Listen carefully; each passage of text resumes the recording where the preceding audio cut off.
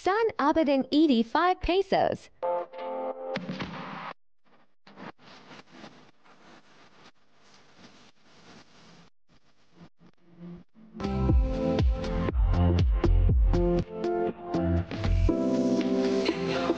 Maayong adlaw kalaag. Laago na to ang Paraiso Garden Cafe. Nahimutan kini sa sitio Danicop, Basak, Compostela, Cebu. Tara, huyog ta.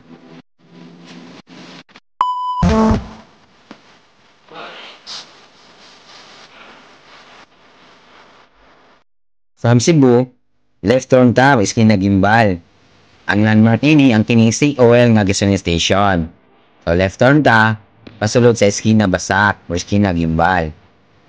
Andiha dahil sa eskina, natay makita nga mga habal-habal drivers o mga motorcycle taxi.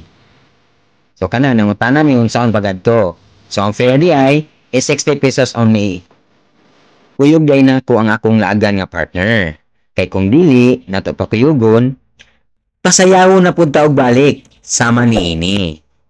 Ayaw, di ma.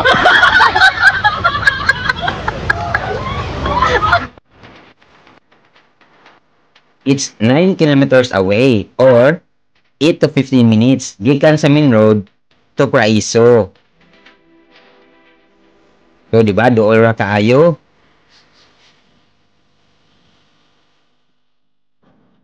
Registration and information.